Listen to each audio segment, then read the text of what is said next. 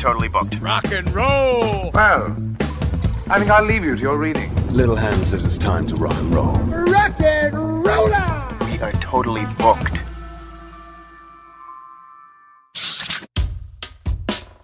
Welcome back to the Booked on Rock podcast. I'm Eric Senich. Subscribe and give the podcast a 5-star review wherever you listen. The website, bookedonrock.com. The guests this week, Dr. Robert Hieronimus and Laura Cortner, authors of It's All in the Mind, Inside the Beatles Yellow Submarine, Volume 2. Get to know the formerly undiscovered artists and the technical wizardry behind your favorite scenes in the classic animated Beatles film from 1968, Yellow Submarine. Symbolic interpretations and subconscious messages of peace and love, plus in-studio hijinks by frustrated animators. How does the Yellow Submarine inspire such wonderful feelings of peace and love? It's All in the Mind. Inside the Beatles Yellow Submarine Volume 2 lifts the veil of the animation screen to see behind the Beatles and detail that one magical year during the Summer of Love in swinging London, when a band of young artist fans fell into the groove and brought their heroes to animated life. This is part 2 of the internationally acclaimed Inside the Yellow Submarine, The Making of the Beatles Animated Classic. Over 365 pages with over 200 illustrations. One thing to note, and you'll hear also Laura mention it in the interview, is that if you haven't seen the film Yellow Submarine, make sure you watch it. Or if you have, watch it again. It'll help understand this conversation a little bit more. Or after the interview, go take another look at the movie, and then return for a second listen to this interview. It's streaming now on iTunes. You can listen to the entire Yellow Submarine song track by heading over to the show notes page. Now, let's talk to Dr. Bob and Laura. Hello, Bob. Hello, Laura. Thanks so much for being on the podcast. Well, we've been looking forward to this. Yeah, thanks for inviting us. It's exciting to talk to an erudite audience of book readers. I can't tell you how thrilling this is. They're my favorite kind of people, like people that write books, because very few people read anymore. I know. Well, we have that in common for sure. Yeah, I mean, I always say what makes a great podcast are great stories, and who's got better stories than authors? You know, you've done all the research, and Okay. I want to ask you guys about that because there's so much research that went into these 2 books. But that's the first question is, why 2 books? The whole impetus behind writing a book in the first place is Bob Hieronimus over there and his compelling sense of injustice. Whenever he sees injustice somewhere, particularly in the art world, he wants to do something about it. And all these hundreds of people, big Beatles fans who poured their life energy for a whole year into the making of this film, were not getting any kind of accolades or press or even name recognition. So he set out to let everybody know and let their story be told in the very first volume that was published in 2002. And at the end of, I think, 426 pages, we certainly thought we had told the story. We had done everything we could possibly do. We interviewed everybody from the top down, you know, from the producers, the writers, the directors, the animators, and the scriptwriters, everybody. And then as soon as that book came out, we started to hear from a few people we'd not talked to. Hey, you left me out. I want to tell my story too. And at first we assumed that they would just be retelling the same stories. We'd heard a lot of repeats by that time. But lo and behold, especially this one animator in Australia, Cam Ford, not only had he brought a camera with him, and so he had a lot of candid shots of them in the studio that we didn't have before, but he told us a lot of stories we'd never heard before. And as he led us to other people that we interviewed, we realized we were talking to a whole other set of people, sort of the younger set. They were in their 20s, some of them as young as in their teens. The youngest person who worked on the film that we talked to was 17 years old. And they had a slightly different experience than these older people who were in their 30s and 40s, World War II veterans. They were a bit more jaded. They'd been in the animation business for decades by the time they got to Submarine. But these were young kids just starting out, and they all tell a similar, it was the best year of their lives. They became this happy tribe, love-fueled family of people working together against an incredibly believable deadline and a chaotic scene of ideas being thrown around and trying to animate without a script, which is literally impossible, but they made do by animating the songs. A lot of the songs were animated before they even had an idea what the plot was going to be because they couldn't decide on a script. So there was quite a lot of chaos, but they made it work, and they look back on it as the best year of their lives. So it was important for us to put that story out, too. So as the 50th anniversary drew near, we decided to put out a volume 2. It did take us a couple more years than we had hoped, as these things do with books and research and other projects going on in your life. But we finally put it out at the end of 2021, and are very happy to. We explored a couple new areas too that we hadn't done in volume 1. We had a publisher, Krause Publications, who does a lot of reputable, I'm sure you've heard of them, rock and roll music books. Dr. Bob has his doctoral dissertation is on the interpretation of symbols. One of my first doctorates. Yeah, one of his doctorates. So he had written a whole chapter interpreting the Yellow Submarine from a symbolic standpoint that Krause said, no, that's over the head of most of our readers. We're not going to let you put that in there. So we were very happy to resurrect that when we self-published Volume 2. And so we go into quite a lengthy, most unusual plot summary, as we call that chapter. We go through a summary of the plot, but we stop at each scene and interpret it from the Hieronimus perspective of symbolic interpretation. Which, by the way,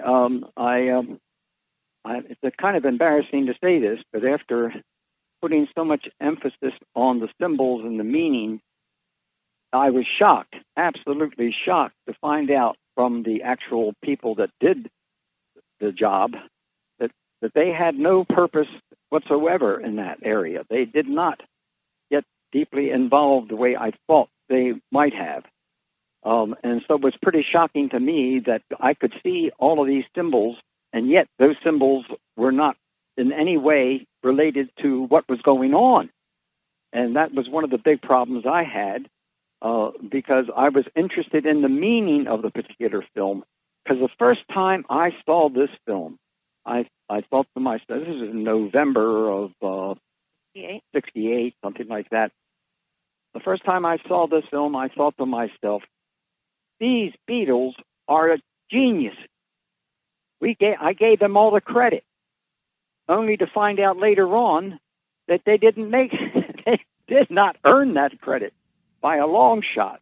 And that was pretty shocking to me, because I thought they were always basically upfront and honest about certain things. But for some reason, they were not interested in any type of meaning whatsoever.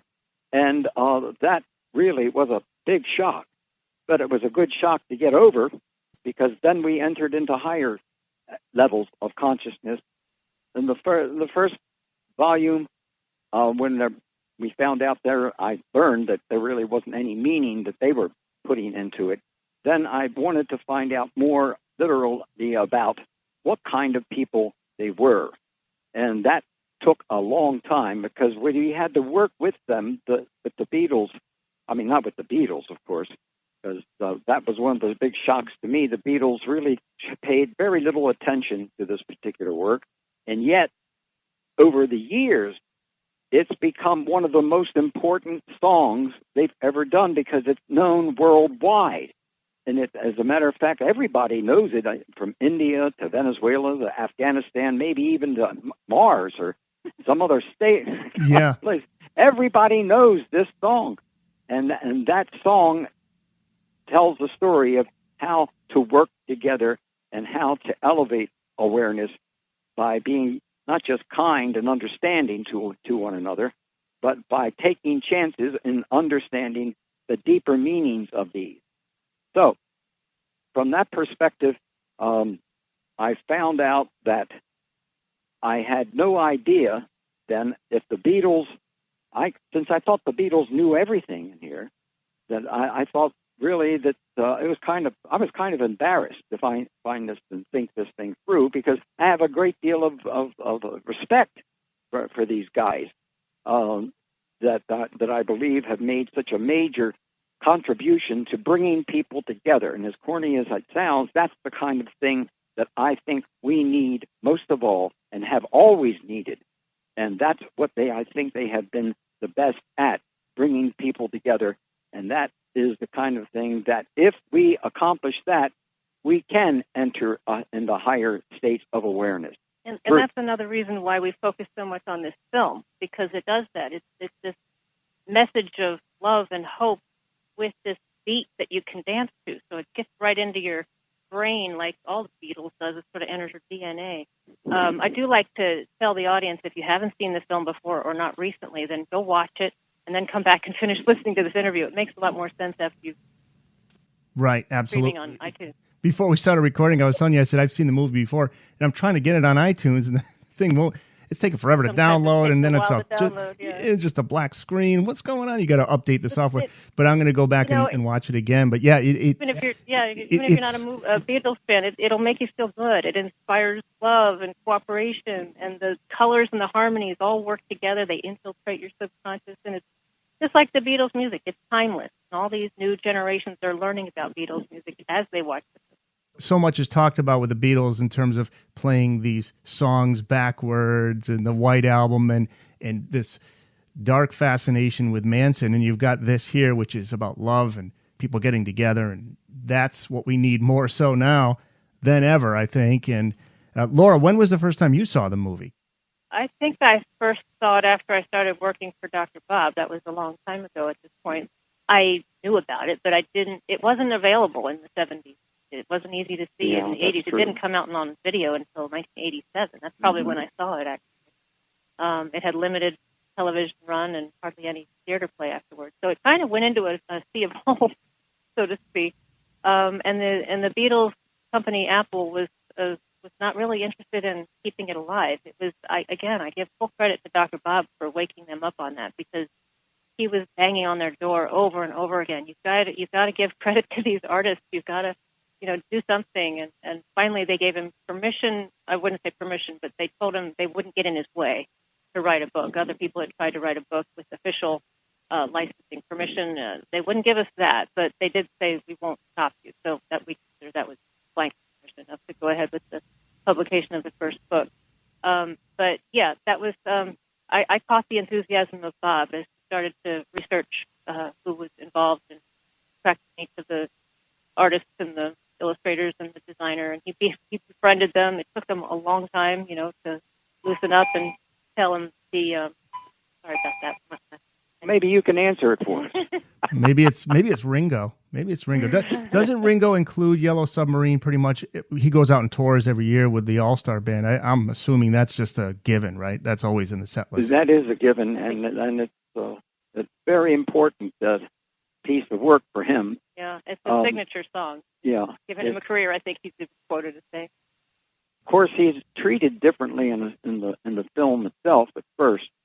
I was surprised at many things in regards to that, because basically I was always interested in not just in the meanings of the symbols and things like that, but I was always interested in when this particular work was done, they were only given 11 months. 11 months to do a film like this, which should usually be about 4 years. That's what any other major film company would take, about 4 years or something like that. But they only had 11 months. And what we learned was there were many difficult problems that they had to go through in order to have this thing completed, because it almost did not make it. Do you want to comment on any of that area there, Lars? It was kind of jinxed, if you'd say. It's not the right word, but they had a really tough brief to work with. Well, first of all, the company that had got the permission to make a feature-length film is the same company that was creating the television cartoon series that was running on ABC TV to wildly successful audiences, but the Beatles weren't fans of it, mainly because the voices they were using were sort of mid-Atlantic voice actors, not even attempting to be good Liverpudlians. And the humor was slapstick, just like a lot of the merchandising items that were being manufactured off the Beatles' name back then. They were being done without any Beatles input. And they were being done very quickly as a money-making venture. So the same company got it into the contract that if the TV show was successful, then they could have a chance at a feature-length film. And so the producer, Al Brodak, very New Yorker, very American, brash American type of producer, got his way into Brian Epstein's office and got permission to do this film. And they decided to do it based on Yellow Submarine. And he used the same company, CBC in London. Well, the artists at TVC in London said, well, you remember that segment, Lucy in the Sky with Diamonds? It's the most experimental segment in the whole film. The head of TVC is the one who made that segment, Lucy in the Sky. That's basically all he did as the director, George Dunning. He spent pretty much the whole time working on those 3 minutes in the film. He got kind of obsessed with it. But that was his style. You see, very floaty, very ethereal, not at all like the cartoon series with hard lines and fast motion. So they said, well, if we're going to do a feature-length film, we're going to be remembered for a really long time, and we're going to do something really nice. We're not going to do the same approach. So immediately they had that friction with Al Brodex and King Features, who wanted to do something quick. That's why they only gave him 11 months. They thought they were going to do something styled just like the TV show, and they could have done that in 11 months. But instead, they launched this international search for an avant-garde designer. They finally settled on Heinz Edelman from Germany, Czechoslovakia, and he'd never done animation before. So there's another huge problem. He didn't know how to do anything in 3 dimensions.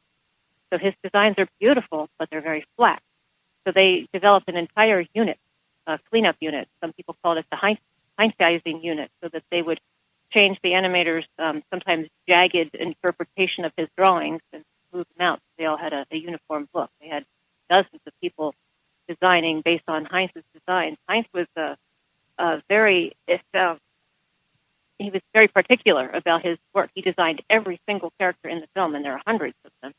Monsters, all the Pepperlanders, all the Blue Meanies, everything came out of his imagination. And he just grew and grew and grew. He was on contract, I think, for 2 months. He ended up staying for the whole time. And again, because they couldn't find a script that they liked. And in animation, you have to start with the script. You can't animate the moving lips without the words already being recorded.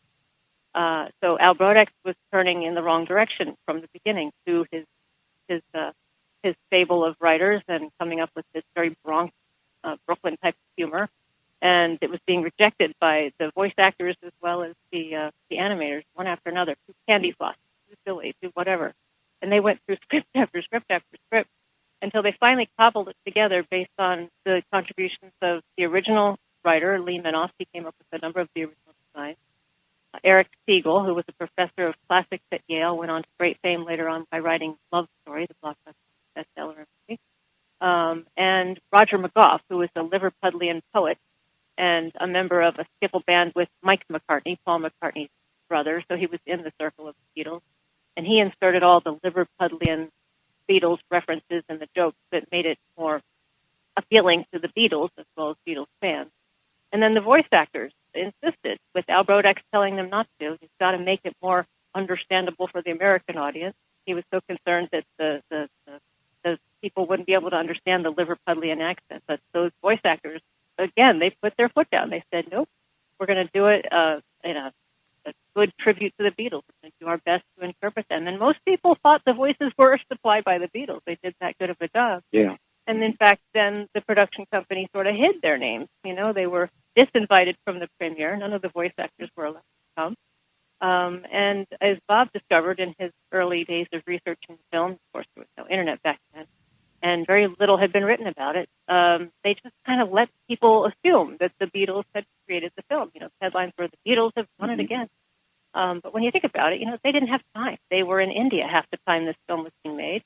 Their manager had recently died, so they were in a tailspin of who they were and what they were, and they started producing Magical Mystery Tour. So there's that film sort of competition. I think they kept the Yellow Submarine at arm's length.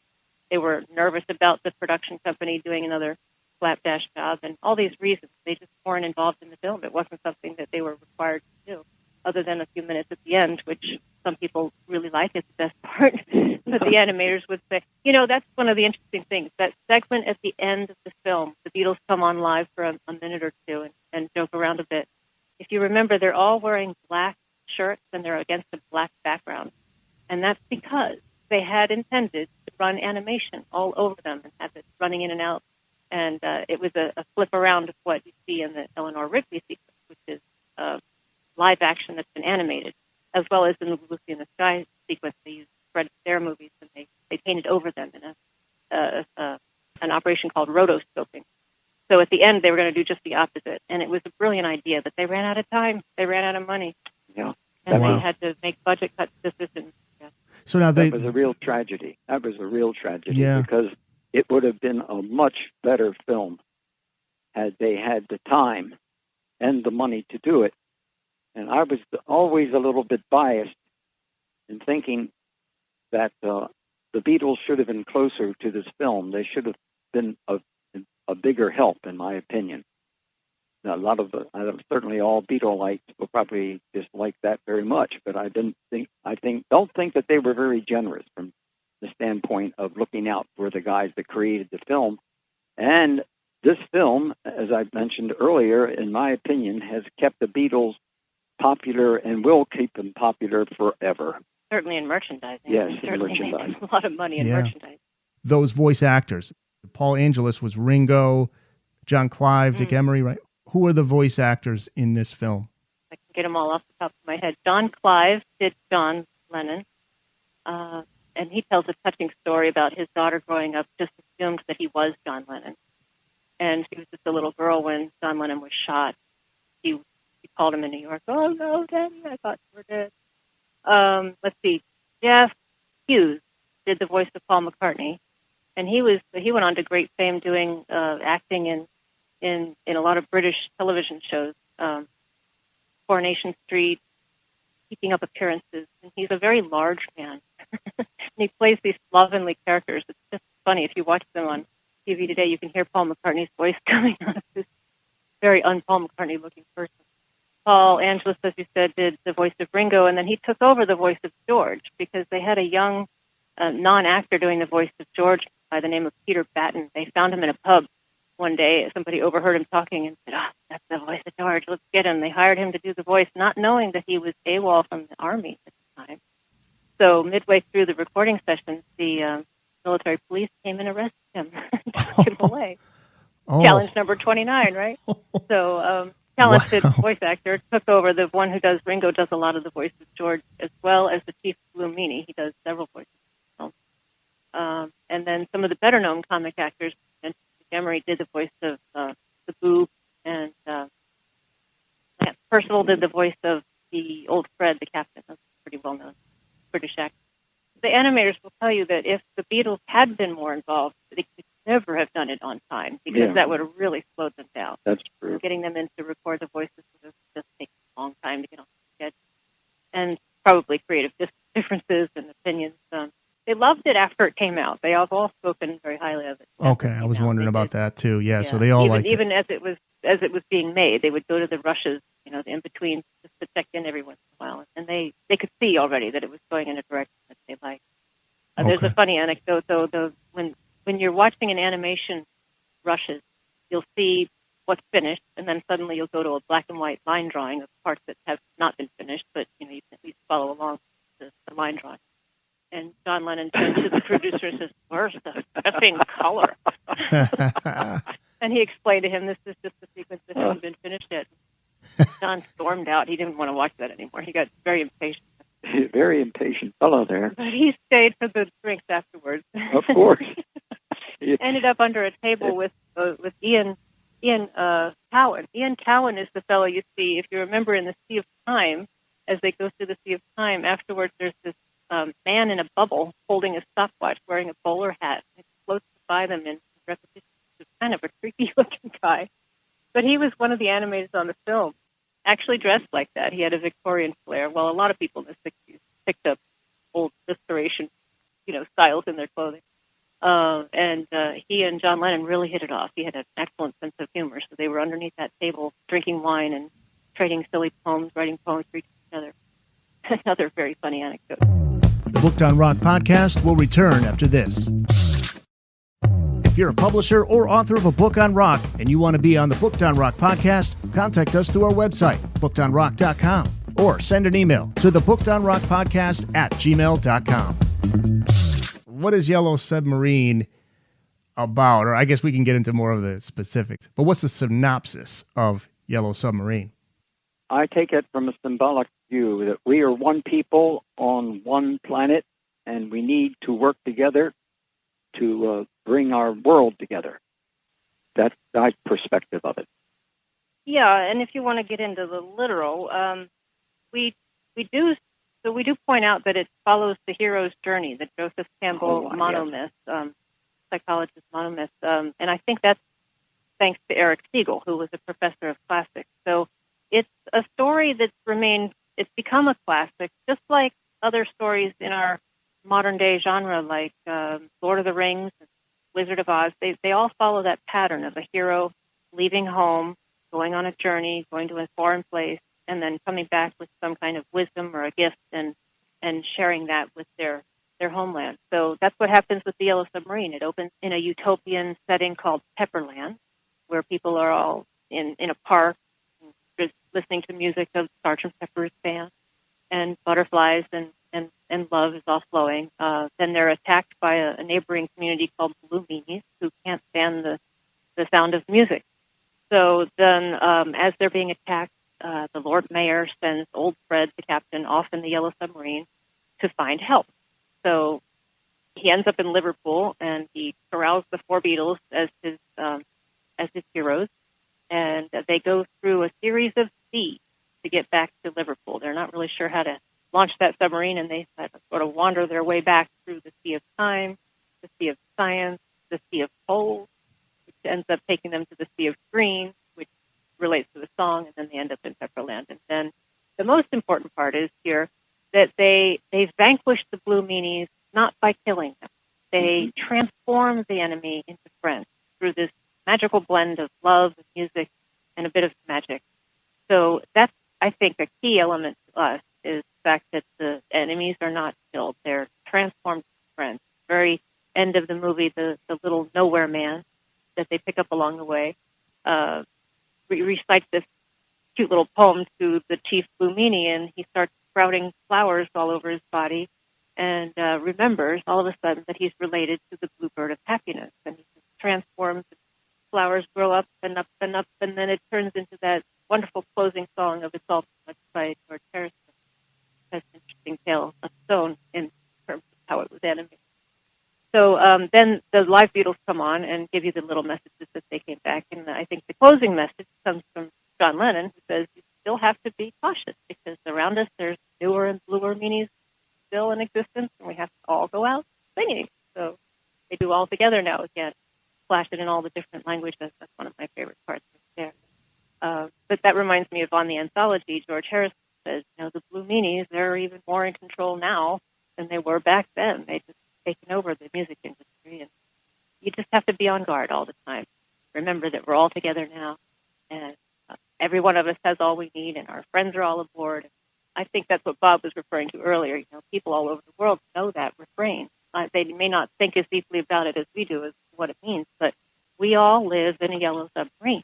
We are all in this together. We're all on one planet, one people, one planet. But a lot of the Beatles lyrics can be interpreted that way. You have a chapter called The Most Unusual Plot Summary. What makes it unusual? Well, again, we stop at each of these places and we start looking at, for example, the Sea of Time. It gives us, the submarine goes backwards and forwards in time, and that allows us to examine the nature of time itself, and that possibly our future selves are influencing our present. And quantum theory, we bring that up, that the two identical submarines are passing each other, going in opposite directions, and every decision you make, takes you into a parallel universe, so you can continue unaware that you've even made that distinction. A lot of references time throughout the film. So it's sort of a reminder to be here now. At the very beginning of the film, the narrator says, once upon a time, or maybe twice. It's implying that it's now, the eternal now. That's where everything happens. Well, there's also, from my perspective, the situation of our not being told what was really going on by the people who created it. It took quite a while, many, many weeks, months, to find out what was going on. We knew something was going on. The film almost didn't get done, and we wanted to know exactly why. And eventually, we were told, and we found out more or less like the struggle that they had in trying to hold things together at the studio at that time. This film could have died many times. As a matter of fact, the guy Heinz Edelman turned out to end up being a very dear friend of ours. Heinz Edelman basically was not necessarily happy with the way certain things were going, such as in Hey Bulldog. Eventually, we'll probably would talk about Hey Bulldog, but Heinz Edelman. A lot of people thought, why is this particular segment not shown after a couple of years when they showed it, and that was mainly because they actually had a process by which there was a struggle within the group against road act that literally almost killed the product. Would you want to add anything to that, Lars? Well, I think we're talking here about why they took the segment called Hey Bulldog out of the film. Right, because that was cut out of the film between the UK and US premieres. It was taken out literally by Heinz Edelman because he said the quality of the drawing is not good. And he was like a teacher.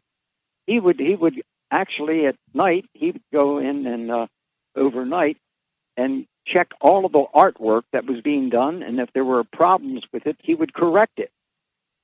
This is quite amazing because of the quality of the consciousness of this guy and the fact that he would go that far to make sure things were going to have to go right. And we're obviously glad that he did. Yeah, it's one of the, I think of the 4 original songs to the film, that's the best one in a lot of people's opinions. I think it's a really good rockin' song. So it was, for the American audience, mysterious. They got the soundtrack album. Here's this song they'd never seen in the film. So what? And you compare your memories with your friends in the UK. And again, until they restored it to digital version and it came out on DVD in 1999, that's when they reinserted Hey Bulldog for the American audience. That's the first time we got to see it back in its original place. It makes the film have several different versions, though, because the original version that came out in the UK is not exactly what we're seeing today in the restored 1999 version. There's that whole business that they created to change the ending to the American audience. And Heinz Edelman did say it was because he objected to it. Al Brodex will say it's because it was too long. Other people remember it was because it wasn't being screened well in the States. But interestingly enough, the film was being shown in the theaters while they called back the animators to change the ending and somehow fill it in with this jazzy sort of soundtrack that, it was just a little battle scene that they filled in. But they took out that whole business with the Sgt. Pepper's coming down to meet the Beatles because it didn't fit without the Hey Bulldog sequence. And I think that's a really lovely sequence when the 2 different Johns and the 2 different Georges are talking to each other. And I'm the alter ego man. And we look at that, the duality of existence. So that's the unusual plot summary, to bring it back to the original question. We stop at each of the points in the plot and we examine them. Like in the Sea of Science, we examine vibration because that's done to only in Northern Song, and the oscilloscope is a big part of that. And the Nowhere Man, when they land in the land of nowhere, that helps us go into the concept of being here now. And he's nowhere, he's now here. You break that word up into 2 different words, and that's what you're wanting to do. You want to enter that nowhere state of consciousness. It's going to lift you up out of your 5 physical senses and operate on a higher plane. That's where magic is going to happen. So that's again, Bob already mentioned this, but the animators had none of this in mind. They didn't have time. They were under a really strict deadline, and things were slowing them down all the time. So they weren't sitting around thinking, hey, we're going to make this an allegory for quantum physics here, and I'm going to examine the nature of reality. No, but, all great artists, well, not all of them, but many of them will tell you that they get into a zone where they are just pouring through from some other place, whatever comes through. And the animators talk of that, too. There was this theme of chaos, and you have to make choices, and if you're doing it well, and if you've got a good team with you, then the good will happen. And that's what happened with this. It's a miracle that it holds together as well as it did, with so many people working on it and so many different contributions coming from all angles, that it holds together at all. It's amazing. But isn't that fascinating, though? Isn't it? It's like they're unconsciously all on the same page when it's done. They Right. must have all been Done like, right. whoa, this is pretty cool. We weren't thinking about this when we started, but Right. we're kind of, something's going on here. That's the thing. I'm interested in things that seem simple, yet there's so much more beneath the surface, like the tagline used to promote the film. Just 3 words, nothing is real. And you write about this in the book. So much to take Yeah. from those 3 words. What's the Yeah. spiritual meaning to that tagline? Spiritual meaning is that in higher consciousness, the physical world is not just as important. It's the other elements, the higher elements, that make all the difference. Heinz Edelman went through hell doing this film. He almost lost his life. Since I was so close to him for such a long period of time, I hated to see him almost pass on during this particular process. He quit. How many times, Laura? Oh, 20, dozens of times. Because the stress was overwhelming to get these things done. And fortunately, the people that he was working with actually admired him enough to stick with him. And that's why I think this is such a great film. But if you've read the entire book, you will find a chapter in it which I do not talk about much, but there was a time period when he almost died. And we were with him in the hospital, spending time with him and teaching him how to use stones, such as turquoise. There are healing stones. Now, this may seem to be something off on the side to you, but it was really key to getting to make sure that this film was finished, because I remember many times I thought he was going to pass before this happened. Fortunately, he did pay attention to. I'm going to say something here. It's going to probably you may not appreciate very much. I believe in one thing that's most important is prayer and meditation, and then service. That is, through prayer, meditation, and service, you can alter consciousness over a period of time. And that's what Heinz was doing, but not knowing it. But we were assisting him in doing that, making sure that he could live long enough to complete this. That's about all I want to say on that. Yeah. But I think it's very important because we never get a chance to talk about what this almost did to one of the greatest artists that I've ever worked with in my life. And the other tagline they used was, "It's all in the mind." And both of those go together, that nothing is real and it's all in the mind. That it's basically human beings are more than material. There's this immortal aspect, and you can refer to it as soul or spirit. But you use the mind to expand your consciousness. You can travel to other dimensions. You can use this during supervised, ritualized drug use, or just the consistent practice of meditation and prayer and service.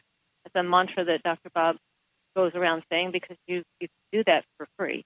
You send light to people. But that was very popular back then, of course, during the late 60s, the Eastern mystical concepts, and people were aware of that, or growing aware that you're living in a world of illusion. There is no thing that is real. The matter, the physical world, it's an illusion. So it's not all there is to reality. In other words, there's an inner life, the spiritual being. It's closer to reality than the physical material world, which is full of change and instability. So you get that through the Taoism, Buddhism, Sufism. They're all teaching you to empty the mind so that you can find enlightenment that's more real than reality. And that comes up a lot throughout the film. You remember in the Beatles' house where they first meet George, and he's driving a car, and it keeps changing colors, and Ringo's asking him, well, whose car is it? That's my car. Well, what car is it? What color is it? So that makes us ask, well, what happens to what's real, what's imaginary? You're inventing your own reality. And of course, in Nowhere Man, the song, Lennon joined up all those opposites of real. He's a real nowhere man. He emphasizes that word real, like he's nowhere, he's no thing. So it's deep. But even the Beatles fluctuated on whether or not you could read that much into their lyrics. everybody does it. Everybody overanalyzes their lyrics. I go back to the higher art. Anybody doing higher art of any kind, writing, even sports, you achieve that higher state of mind. I love the color yellow. If you know Paul McCartney, the reason he chose yellow is so him, because it's such a positive, uplifting color. Can you give us the Hieronimus analysis of yellow equals what, and submarine, what does that equal, and yellow plus submarine, what that equals too? Because that's fascinating, your analysis of that. Plus Beatles, the Beetles Beatles, and the connection to Egyptian mythology, all that, just fascinating. Can you talk about that a little bit? Well, certainly. As a matter of fact, I was really shocked at first when I started seeing parallels between Egypt, ancient Egypt, and the ships that they've moved around in ancient Egypt. And same thing for, but if you want to get to the aspect of yellow, I know that that Paul appreciated the color yellow because he thought it was happy. It was a colorful aspect of it. But yellow is actually intelligence. It is the mind, the divine mind, and it's a substitute for gold and wisdom. The sun actually is what they're referring to here. The sun is the higher self, or that aspect of the deity. In Egypt, you have the god who is called Khepera, who was actually a scarab beetle. And the scarab beetle meant renew and rebirth. That's what the beetle was all about to the ancient Egyptians. And yet, actually, it can be looked at as far as the Beatles are concerned, that whole elevating of awareness and that higher intelligence dealing with the yellow and the mind, and the mind is super important here, then all of those things come together to actually, in my opinion, show that there was a lot of emphasis on trying to bring in these higher levels of meaning, but at the same time, I don't think they were ever able to get to the heart of these kind of things, and especially in regards to when you take a look at that, what we've done, our book one was all about the key creators, the people that really laid the foundation. Book two was totally different. It was about a family of artists and how they worked together and how Heinz was able to accomplish this very important goal, even at the point when he was hardly alive at that time. I love that story of Paul McCartney talking about the inspiration for Yellow Submarine, because he wrote it when he was half asleep, in that what you call the hypnagogic state of right before you fall asleep. So you're almost half awake, half asleep. And that's when the idea came to him. He was trying to come up with a song for Ringo for the Revolver album that wouldn't be too rangy, and the idea of a yellow submarine popped into his head, and he thought, now that would make a nice children's song. I could do something simple with that. And when you think about it, when you have a submarine, their whole idea is to be stealthy. So you would never paint a submarine yellow in a real world. Of course, they do now to do for Greenpeace or for exploration, but back then it was not done. So the dichotomy was there, because submarine, Bob talked about yellow, but submarine means under, marine means water, and water is a very important symbol. It's of the emotions generally. So you combine the yellow of celestial truth, that usually stands for intelligence or divine wisdom, with submarine, underwater. It's basically saying, live in the mind, steer clear of illusion, stay out of the world of emotion. And the Beatles, the beetle-headed god, of course, they weren't thinking of that at the time. They may have discovered it later, but it's interesting how their career track parallels the idea of rebirth and renewal. That's why the Egyptians used the symbol of the beetles, and you'll find them all over the tombs and the scarab beetle. It's a very, very important symbol in ancient Egyptian cosmology. and the beetle-headed god Kethera flies through the air in a sun boat. Would be a yellow flying boat if you think about it. But the Beatles, they started out as a high school skiffle band, and they transformed themselves into a hard rocking bar band when they did their journey into Hamburg, and then they transformed themselves again into international pop stars after they came back and toured the world, and then they transformed themselves yet again into this being of Sgt. Pepper's Lonely Hearts Club Band. So they were all about change and rebirth and renewal, and that really matches up with our interpretation of their name. The Booked on Rock podcast will return after this. The Booked on Rock podcast is on Facebook, Twitter, and Instagram. Find us on Facebook at facebook.com/bookedonrockpodcast, on Twitter at bookedonrock, and on Instagram at bookedonrockpodcast. It's hard to believe there are people that thought the movie was made on LSD. All these people are all on LSD, but a lot of people believe that was the case and that the Beatles had a message to take LSD. Any truth in that at all? Oh, absolutely not. Of course, Yellow Submarine came out in 1966, the song, and people already were interpreting that as a drug. There was a popular barbiturate at the time called Nembutal, which was yellow, a yellow capsule. So people saw Yellow Submarine as an invitation to take drugs, and that just carried over into the movie. But no, it's impossible. Animation is a very exacting art, and you couldn't possibly do it while you were high. Even the song Lucy in the Sky with Diamonds, John and Paul will tell you, no, it was not intended as a drug reference. The children, again, it was a reference to his children and their artwork. But just people assumed that the Yellow Submarine was a drug, and they make up connections. People do that, as we have done, admittedly.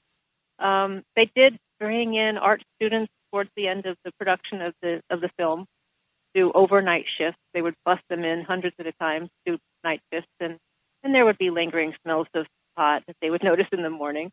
That was about the extent of it, though. They did drink a lot of alcohol. They would go to their favorite pub, the Dog and Duck pub.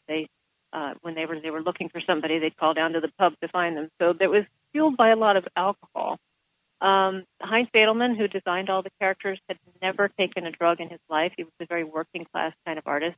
And he studied The Doors of Perception by Aldous Huxley and other books. That's what he would talk about with John Lennon when they go out to lunch sometimes. They were both fascinated by the interior research being done, especially into psychedelics. So from what he had learned, he incorporated what he considered 10% more color and 10% more design than he would normally have done. And it's more than the eye can absorb. You'd have to go frame by frame to see all the details in this film. And I think that's what, in part, gives the movie such a trippy feel, because you're subconsciously absorbing a lot more than you are consciously. In particular, that last song in the film itself, It's All Too Much, it's usually pointed to as looking like a psychedelic trip. But ironically, that was made that way very hastily, very assembled in a sticky tape kind of way, because they had run out of money by then. That was right where the Blue Meanie is transforming and the boob is dancing up on top of him, and they end up in this upper echelon in the sky, clouds. That's it. You can see that's the point where they ran out of money, and it shows in that. If you look very carefully, that scene at the end, It's All Too Much, you'll see it was all made by used artwork that was already made, because they didn't have enough to budget anymore. Oh, so they wow. just pasted it together with artwork that was already there, and the only motion in that sequence, other than the Pepper people who are all moving together, they're not individually animated, they're moving as a group, is the background, which is radiating this beautiful prismatic rainbow, which is literally created by sticky tape. We call it Scotch tape here in the United States, but they call it sellotape over there in the UK. And Charlie Jenkins, one of the design geniuses on this film, layered that down onto a prismatic lens, and with flashing lights behind it, created this beautiful, glowing, pulsating light thing, but literally stuck together with sticky tape. Definitely got to look for that. But it worked, It you worked. didn't even notice it until you looked for it. You realize, you know what? Nobody's actually moving in this. That is really, that's animation on the cheap. Yeah, early days, too. This is long before all the advancements we have nowadays. By the way, Laura, you were saying so many people read into the Beatles lyrics. There are over, 5 universities, I think, where you can take a class on the Beatles. I mean, that just speaks to just how fascinated we are with the Beatles. Yeah, endlessly. You're right. Yeah, they spoke for a generation, and that music really does get in, and it's the soundtrack of our lives. I know that's a cliche, but it's almost something that I don't purposely listen to anymore. It's just there. Yes, it's just a soundtrack to all of our lives, will be for generations to come. I want to ask you about Swinging London 1967, because in the book you talk about how it couldn't have been anywhere else but London. How did Swinging London play a role in the creation of this film, particularly Swinging London of 1967? It's interesting that after the first book came out, Heinz Edelman actually pointed that out. He said the only character you left out of that was instrumental to the creation of this film was London itself. In particular, Soho, this artistic kind of neighborhood where they were situated, where the studio was situated. He called it, there was this certain sort of weirdness which was taken for granted. That's the Heinz Edelman quote. He said it was just part of everything. There was this blithe feeling of everything being unreal, and that was considered everyday reality. You have to remember that was the Summer of Love, 1967. That was when they started production on film. And London was called Swinging London for a reason, because that's where all the changes were happening. The fashions were changing, and the approach to life, everything was freeing up all of a sudden. So this is an international crew coming, they were looking for animators from everywhere. We have people coming from South Africa, from Spain, from Australia, United States, Canada. And so many of them talk about when they first landed in London, what a culture shock it was for them from wherever they were coming. All the women talk about having to cut inches off of their skirts all of a sudden because the miniskirt had just come.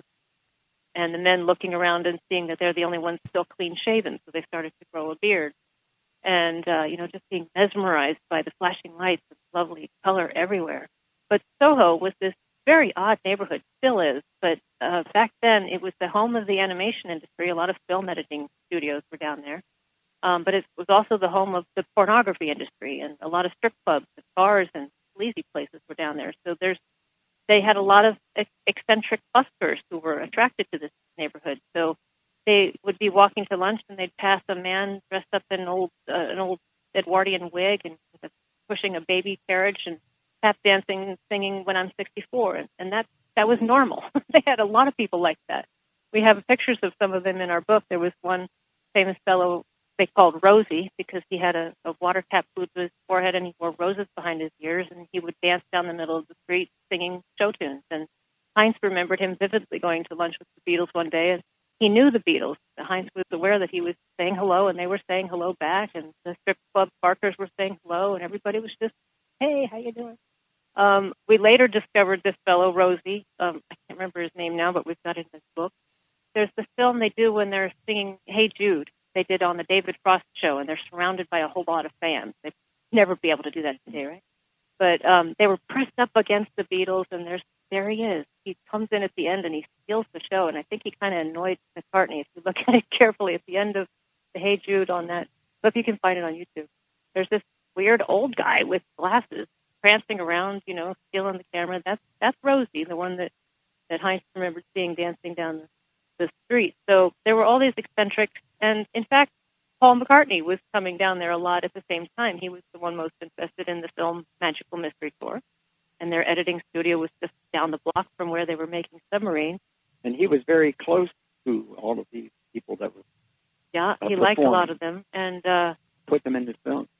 There's that one lyric that we point to where he says, "She said she'd always been a dancer, worked at 15 clubs a day." And that's in reference to all these dancers who were running around from one club to another.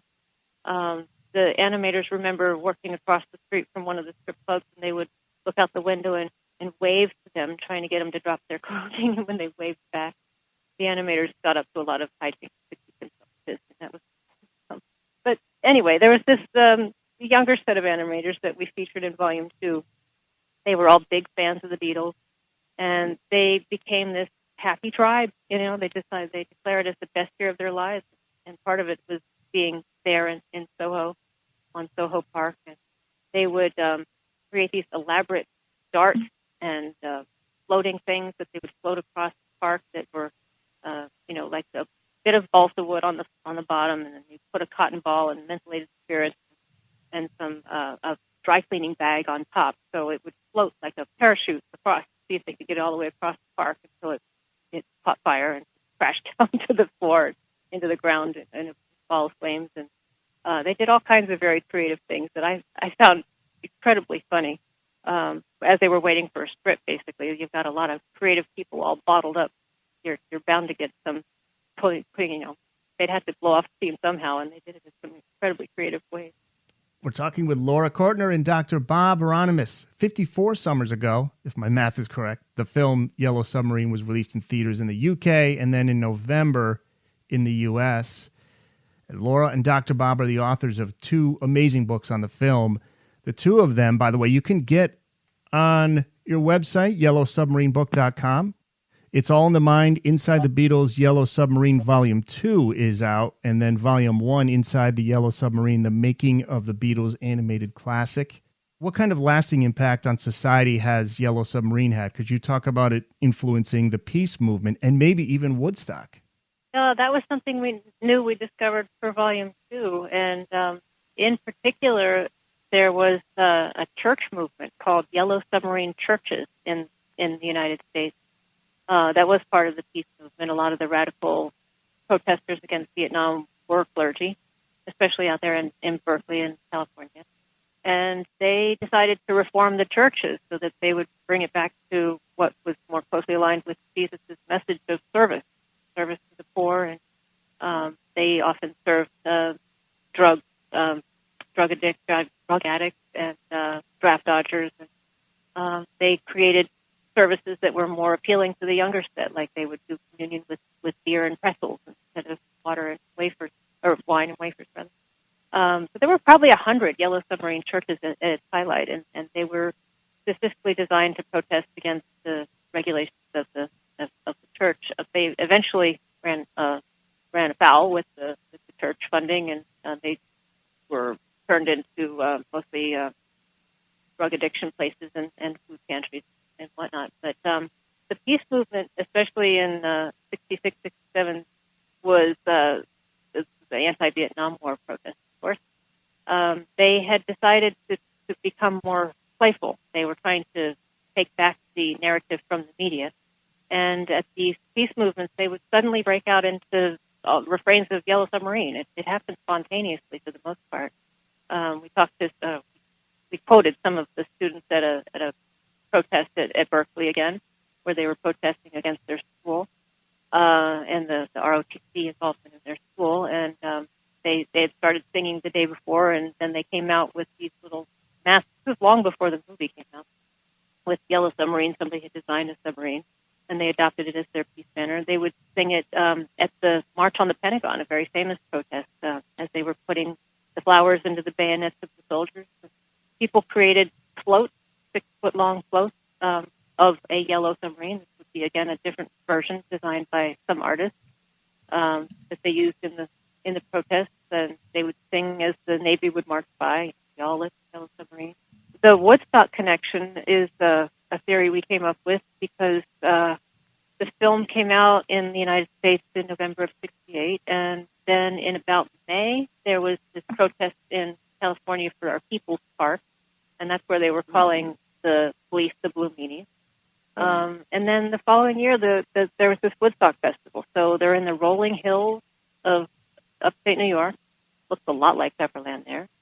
And what was remarkable about Woodstock was you had almost 500,000 people there and no riots, no violence at all. People just decided they were going to get along and they were going to let music be their glue and their magic, and everybody shared. If people didn't have enough food, people were sharing their food. And the people in authority decided not to bust people for their drug use. Not only that, but the governor ordered them to fly overhead in the helicopters and drop down food and blankets and flowers. They were actually raining flowers down over the participants of Woodstock. And we found that as, whether or not it was influenced by people seeing how it could have happened on Pepperland is purely conjecture. But I think for that one moment in time, in Woodstock defined a moment in time, how the potential was there for large movements of people all about we are one people, one planet, and love is all you need. And at one time, especially, I think, because of Ronald Reagan at the time, they decided to really take over these little parks. And as a matter of fact, they brought in, under Ronald Reagan, they brought in a whole group of people that had shotguns and shot at and wounded and killed some of the people that were trying to preserve these little parks and things of that nature. There was a terrible situation. As you also noted, every time that they created one of these yellow submarines, whether they be Navy or Army or whatever, that they always were grabbed and you never saw them again. It was almost like a war between what was going on in Reagan and other people's minds in regards to that. It was a very ugly time. Governor of California. Yeah. And of course, it went on to influence the animation industry in no uncertain terms. John Lasseter, the head of Pixar, is a huge fan of Yellow Submarine. Matt Groening, the creator of The Simpsons, another. He's done a couple of episodes of Simpsons that are Yellow Submarine themed. And people who grew up in that time period saw it as a launching point. You know, I can make animation that's funny for adults, still appealing to children. Sesame Street, the creators of Sesame Street, which was launched the following year, clearly modeled a lot of their animation off of what they saw in Yellow Submarine. There was a series of 7-Up commercials that look like they're taken right out of a storyboard for Pepperland that are still, you can find them on YouTube. That's fun to watch. And then, of course, the whole Peter Max canon. Oh, my. Peter Max likes to claim that he had some influence on Submarine, which he did not. But he certainly influenced the American, especially the American advertising industry, took up the sign and the symbol. And in fact, that's probably what's better remembered today, all this day glow color and cheap animation. But that's what Yellow Submarine inspired, the idea that you could make animation appealing for adults and kids at the same time, as well as use it as a teaching tool. Yeah, ahead of its time, definitely, because I don't think it wasn't until really The Simpsons where animation became something that adults could be entertained by as much as children. And you did talk about the main reason for writing this new volume was all the stories that you got from the people that you interviewed after the first one, Chapter 4, and our friends were all aboard. Some of the people profiled in here have some great stories. And then you have Cam Ford, who was the book animator. He was one of the few that were part of the production from start to finish. And he had a great quote about the hijinks that the animators would get up to because of the pressure cooker environment. He said, quote, "The inevitable result of bottling up around 120 creative people in a virtual pressure cooker environment as a relief from the stress of a nonstop production schedule, the artists just had to let off steam and did so often in the most spectacular fashion." What were some of the hijinks? Well, I was referring to those earlier with the darts across the field and whatnot, but one of them in particular that was so funny was the hanging poop sign. They had rented out some studio floor space in what was called Nightway House across from the Blackwell building, which was mostly filled up with attorneys and bank accountants and whatnot. So they were the traditional London British business people with their bowler hats and their umbrellas going to work, and they would be encountering in the elevator this rather scruffy lot of artists who were dressed in all the most hip fashions of the day, and their flowing hemp skirts and their Afghan coats and sometimes a little stinky.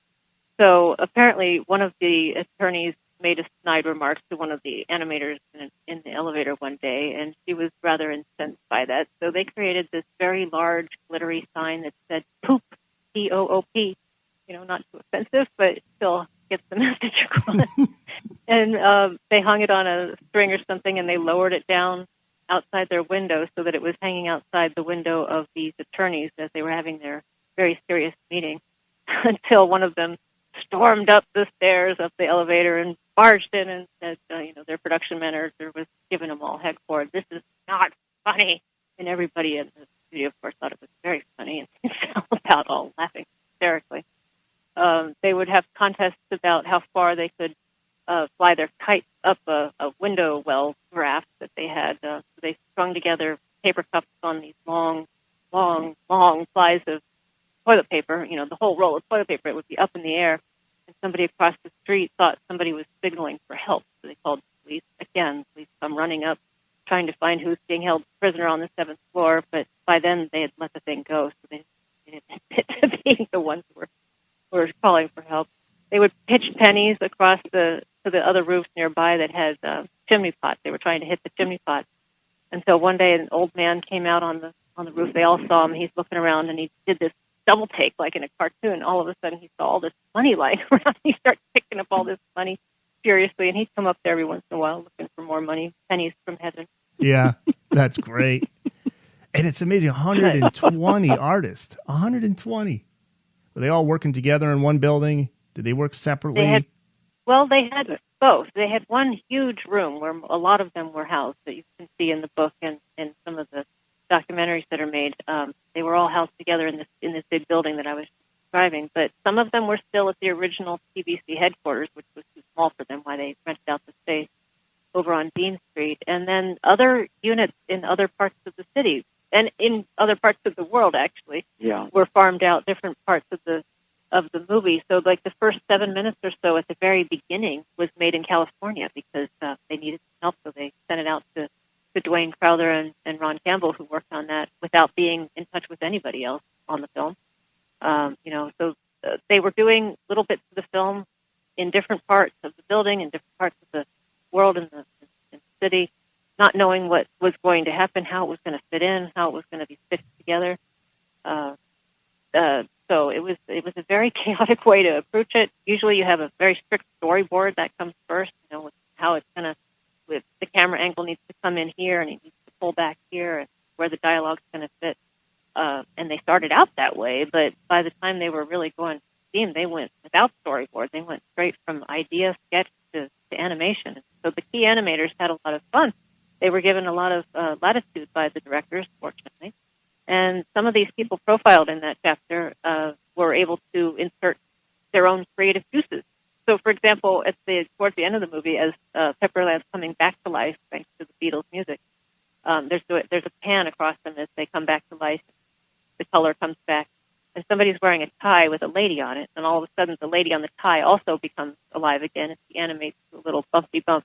Well, that was the idea of one of the animators, Norm Drew, who came over from Canada and had never had a real good animation job before, but they hired him on the spot. They needed anybody. And so he learned on the job and became a key animator by the end. There's a scene in the Sea of Time where you have all these different fish floating by, and all of a sudden one of them doing the breaststroke. That was also the idea of an animator named Tom Halley, who inserted he said to his director, Bob Balser, hey, I've got an idea here. And Bob said, go for it. That's a good idea. 7th Cavalry, who goes to the aid in the Sea of Monsters to go rescue Ringo. That was just supposed to be cavalry, but Cam Ford decided Custer of the West was a popular movie at the time. He put a 7 on there, and he said to Heinz, can I make it the 7th Cavalry? He said, sure, go ahead. So we wanted to give a voice to those animators to tell their story. For many of them, it was the best year of their lives. They met Cam and Diana Ford, got engaged on the set. We followed at least 11 couples who were in lifelong marriages, 50 years or so after the submarine came out. They either worked on the film together or met on the film. Oh, that's great. That's awesome. Yeah.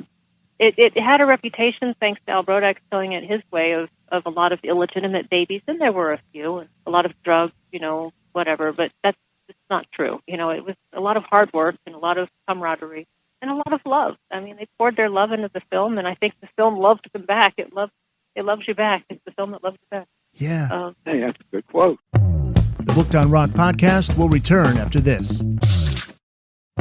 Don't miss an episode of the Booked on Rock podcast. Subscribe wherever you listen to your podcasts, or just go to the Booked on Rock website, bookedonrock.com, to find a full listing of podcast platforms where you can subscribe and follow. That's bookedonrock.com. Laura, you mentioned the number 7. I'm just thinking now, was there any references to the number 9 in there? John loved that number. Yeah, not that I'm aware of, other than they do that counting sequence, but that wasn't emphasized. Okay. Yeah, just thinking. Just thinking, you never know. Number 9. Or number nine. That's right. Yeah. I think he would have probably made it more trippy had he had, John Lennon, that is, had he had more influence in the film. Well, that's it. Like you say, the guys in the band, really, they weren't involved all that much. I mean, the reason was they were just too busy, not all that interested, or was this, because there was a contractual obligation that they had with United Artists, right? They had put out a third film, right. And by then they didn't want to do any more films. Okay, because this is after the release of Help in '65. They got that. And, they were pulling back from touring. They didn't want to go out on tour anymore. It was just becoming dangerous and busy. They wanted to sequester in the studio, and that's when they came up with Sgt. Pepper.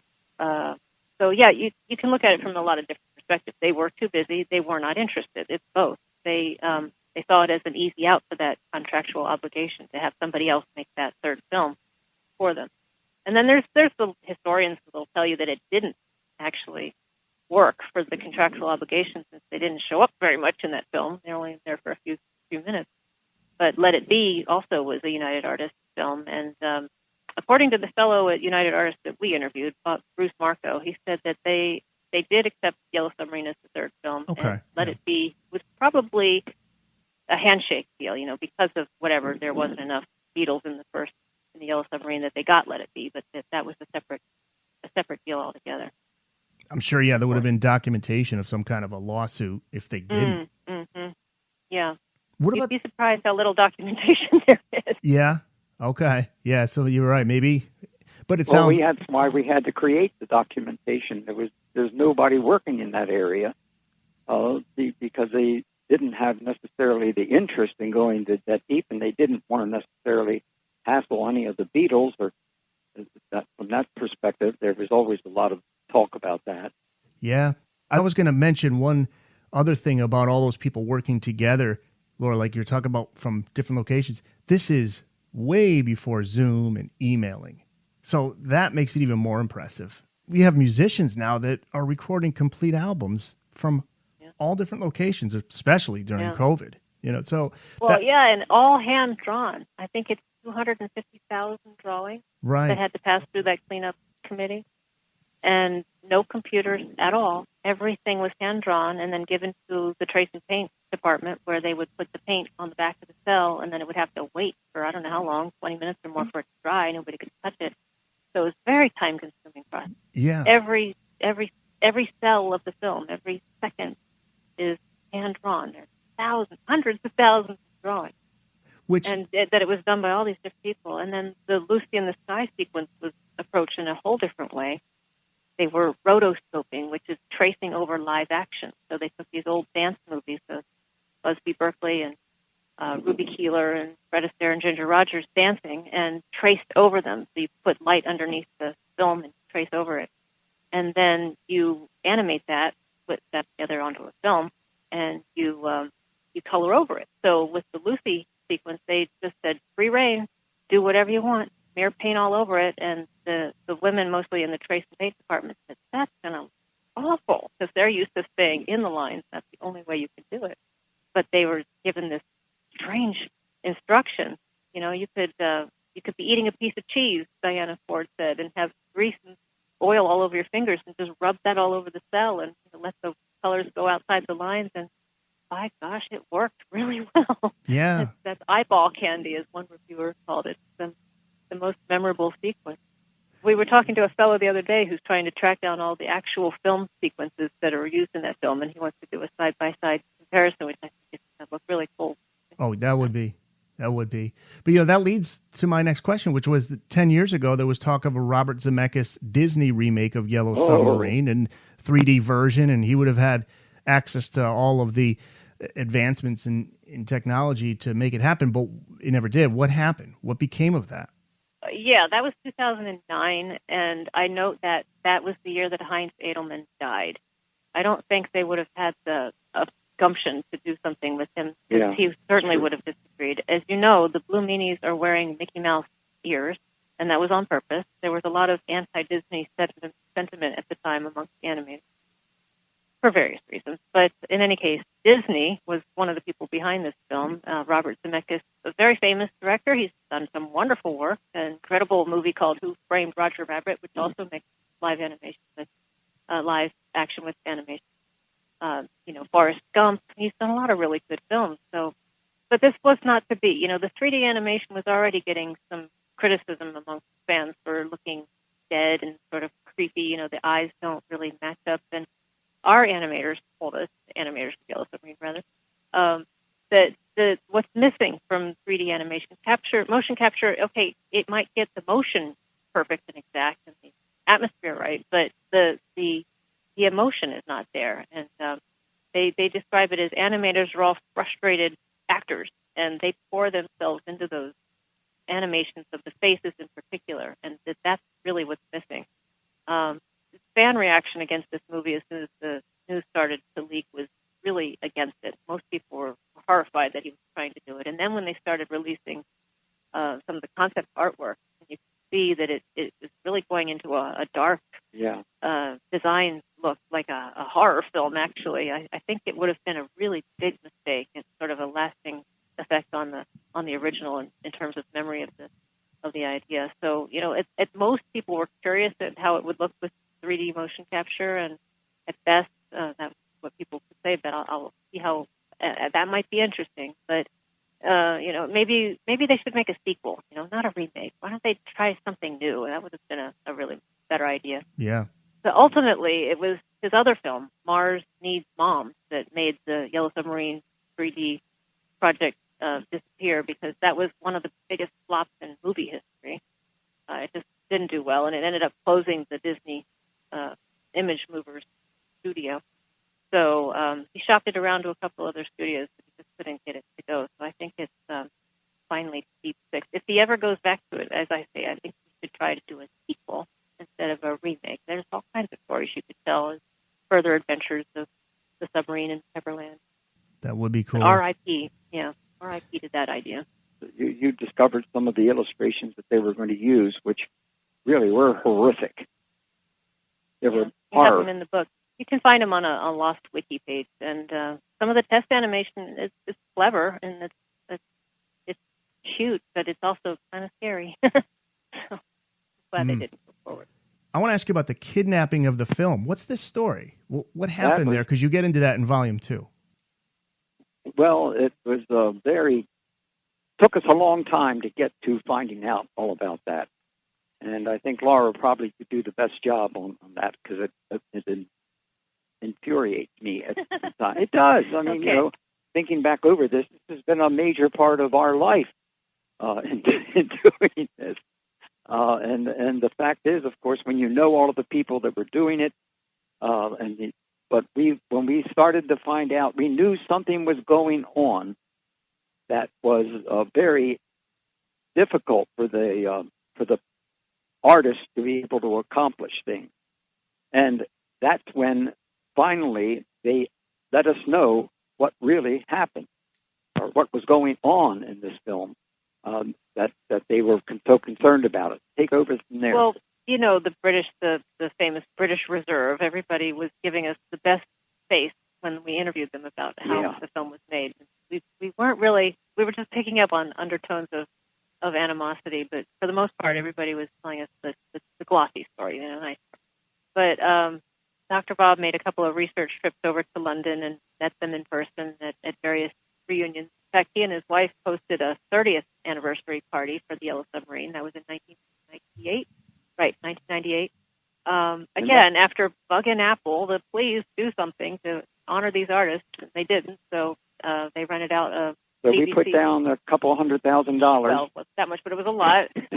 Rented out the BBC Maida Vale studio and had a huge party and invited all these old animators. No, weren't old at the time. Had a cake. We did a live broadcast of radio show from there and gave out a lot of presents. That's one of Dr. Bob's favorite things to do, is to give out the little porky die-cast models of the Yellow Submarine or watches or whatever to all the animators to make them feel like they've finally gotten a piece of merchandise, because they never did get anything from the film you would have thought they had.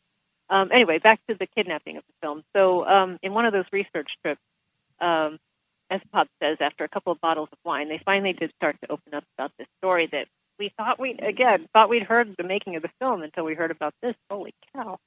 So King Features, the American production company, was getting frustrated that they weren't finishing on time, and he wanted to just finish, just cut it off, stop, or I'm going to take the film away from you and send it to Australia and have our Transit Films finish it for you. He couldn't have done that, but that was what he was threatening to do. So they were very concerned that he was going to take over their whole studio and somehow take over TVC Studios, which was just George Dunning and John Coates and a couple other people in London. It was a small animation studio, mostly producing television commercials up until the Beatles came along. So they snuck in late at night and removed about a third of the film's original artwork and the corresponding reels, and they hid them off in the country home of George Dunning. Not everybody was involved in this. Some of them did not approve, but it was just a few of the upper echelon people who were in charge of the film. They did it very secretively. One of the heads of the trace and paint artists, we have her profiled in Volume 2, Maggie Geddes. She was just 21 years old at the time, but she remembers them coming in to take away the artwork, and it was an overnight shift. And she burst into tears because she knew she wasn't going to make her deadline the next day. And John Coates, the production supervisor, said, don't worry, Maggie, you'll be okay. So they got the union involved. They remember calling the very first meeting they'd ever had, and they all signed up to join the union. And the artists all agreed, no, we're not going to let you take over the film. You're not going to let you take the film. We now have a bit of it held for ransom, basically, so that we have to finish this film. So TVC came up with their own personal funds to finish the film. I think it was like £20,000. Yeah, 25,000. They nearly went bankrupt. They limped along for years after the submarine was this huge success, but not for them. They had to go right back into making commercials, which is sort of a grind. Wow. I was going to ask, I'm sorry to interrupt, but I know critically the movie did great, but in terms of ink, did not make any money for the studio. No, huh? Okay. King Features, it made money for the Beatles, but not for TVC. Wow. And they were the ones who actually created it. And by the way, the Beatles took the first couple $100,000 off. All they had was $1 million, but the Beatles got at least a couple $100,000. Yeah. That even made it more difficult for them to be able to accomplish what was needed. That's one of the things that Heinz Edelman was really hurt from. It really made it very difficult to accomplish. So ticket sales wasn't the problem. They sold plenty of tickets. It's just how it was divvied up and what went to who. Well. Yeah. Okay. So there was quite a bit of animosity amongst basically between Al Brodak and his production team and the rest of the film crew, the other 200 people. And it comes out in, Al Brodak wrote his own memoir called Up Periscope Yellow, and it's a very entertaining, completely fictionalized version of what went on in the making of the film. Because he disagreed when Bob was interviewing him for the first volume. He said, no, that didn't happen. There was no kidnapping. No, there was no strike. And we said, but everybody else said this and this, and everybody else said, no, they're just trying to make your book read better. That's it. He wanted to completely. But then when he wrote his own book later on, he did talk about it. He based all of it on Bob's own research and put his own little spin on it. He tried to say that he did know about it. He did it all on purpose to make them work harder. Yeah. Wow. That's why we have so much of it in the first person. The first book in particular is told a lot. In the first person of whoever was speaking. We tried not to comment on what they were saying, even when they're clearly disagreeing with each other, in particular with Brodak. But even still, 30, 40-year-old memories are going to have conflicting. Like several people remember coming up with the name the Blue Meanies. Oh, yeah, I'm the one who invented that. Right. Yeah. And maybe they did, but, all at the same, at different times. I don't know. So it's interesting to see the different memories as they collide, but we felt it important not to judge them and just let them have their say. Some interesting cameo appearances in Eleanor Rigby. Who should we be looking for? Yeah, that's also Charlie Jenkins, the designer. He's called the special effects designer. He created that scene by himself. He went up to Liverpool, took Paul Angelis, the voice actor we mentioned earlier, with him. He was a native Liverpudlian, and spent a couple of days taking pictures, which recently resurfaced on the collector's market. And there's a magazine in the Netherlands that put together this exhaustive review. They compared all the pictures that Jenkins took and compared them to old street maps and directories and showed you exactly where they are. So you can now take a guided walking tour of the Yellow Submarine as seen in the Eleanor Rigby sequence if you want to. I thought that was pretty cool. So he went up and took all these pictures, which are Liverpool's not like that anymore. So in fact, it's a slice in time. And then they animated over them. So they would trace and paint over top of these pictures. And all the people in that song, Eleanor Rigby, are people who worked on the film. So he took pictures of, if you remember, there's a woman walking out a door looking down into a fishbowl. Her name was Alison DeVere, and she was the much beloved background artist. She was the one who supplied all the backgrounds in the submarine and Ringo's house, all those things. There's the fellow with the big goggles, and he has a little tear coming out of his eye. He was the studio runner. His name was Brian Endel, and he had a handicap, so he had a hard time walking and a hard time speaking. But they had a lot of good fun with Brian Endel. A lot of funny stories about him. There's the man smoking the pipe. That's Al Brodak, and right after him is his henchman, Abe Goodman, who's holding up his collar, punching against the cold. They're also the model for the Chief Blue Meanie and his henchman, Max. Their relationship is mirrored in the relationship between Goodman and Brodak. There's a scene where the animated Chief Blue Meanie is about to sit down and his henchman is running around behind him trying to get the chair underneath his behind before he sits down. That's similar to what they saw as Abe Goodman was there every day. Most people liked Abe Goodman, and Al Brodak came in and out of the scene. In fact, I should say in the Hey Bulldog, that's a song that John Lennon was forced to write, and they squeezed that in at the very end of the film. That was the fourth song. They were contractually obligated to provide 4 songs, and they only had 3. So he was pushed to write that, and I think if you listen to it carefully, I think he's talking about Al Brodak in that part where he says, "You think you know me, but you haven't got a clue." Ah, interesting. You just think you're something special when you smile, and he was not happy to have to be forced to write a song, right? But I like it. Yeah, but he did it. Yeah. And there's again back to Eleanor Rigby. There's a fellow who's trying to get out of the phone booth. He's stuck in his little dog. That's the man who ran the pub, the Dog and Duck, the famous Dog and Duck pub. That's the dog from the Dog and Duck pub. His name was Grumpy. Is that still there, the Dog and Duck pub? It is. It is. It's, I think, one of the oldest standing pubs still in business. As far as I know, it's still in business. It was as of the writing of our book. And my personal favorite song, I think, from the film is George's masterpiece, It's All Too Much, written about LSD, right? He was experimenting with it and wrote the song. But Ringo said this is where the music and the movie really gel. Do you agree with that? And can you talk about the song's place in the film? Well, a lot of people say that, and it's a really, it's the most successful interpretation of a psychedelic trip. But that's the one I was referring to earlier that was done with existing artwork because they ran out of money. So the animation is all done as bunches and groups, and the sticky tape on the rotating dial in the background. So yeah, the fact that it speaks to people as a psychedelic trip and an interpretation of that is kind of humorous, considering that they were just stuck with hurry up, we got to do something. This film doesn't really have an ending. What can we do? Most of the team had already been disbanded, and it was just a couple of the people left behind to put that together.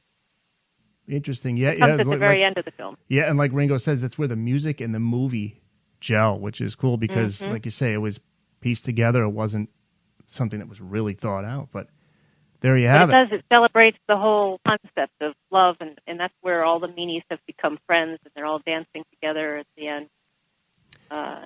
The Ringo character in particular is singled out as the hero throughout the film. He makes the decisions that lead to compassion. The other 3 characters are sort of still stuck in their hard day's night, cheeky banter, kind of selfish ways. But Ringo's always the one. I think we should rescue the Nowhere Man, and that turns out to be a key salient point for this. Well, last question then. I'm curious to find out if each of you have a favorite scene in the film and why. Oh, boy. That is really tough. That is really tough. What would you think, Lars?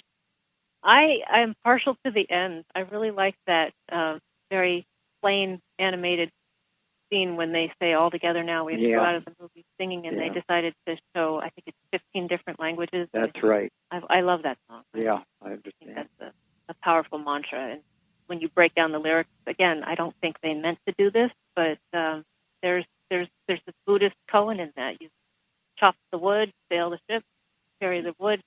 Before Enlightenment, you chop the wood, you carry the water, sail the ship. Same as after Enlightenment, you chop the wood, carry the water, sail the ship, gift rope. But, and then in Paul's part of the song, he's talking about not just black, brown, but green, pink, red. Doesn't matter what planet you're from. You can be my friend. You can come to bed. It's all about love. All together now. I love it when the Nowhere Man also transforms the Chief Meanie and he flies up in the air. I think that's the beginning of It's All So Much. I love that part too. I love his little poem. Yes, the glorious word, a true universal euphonious thing. Yeah, and it's a great film to watch. Turn into a flower. Parents and their children can watch it together. That's what's cool about it, and it's got a great message. And reading these books just makes you want to go back and watch it again and rethink what you see. Right. YellowSubmarineBook.com is where you can go to get the most recent book, which is It's All in the Mind Inside the Beatles Yellow Submarine Volume 2. And we have Volume 1, Inside the Yellow Submarine, The Making of the Beatles Animated Classic. There's also a collector's edition hardback. What's part of that one? Well, it's a limited edition hardback. We only made 100 copies of that, and they're all numbered. And you get special bonus prizes with that, including the original designs that Edelman used to apply for the job. So there's these concept drawings of the 4 Yellow Submarine Beatles that are pretty close, but not exactly close exact to the way they finalized them for the film.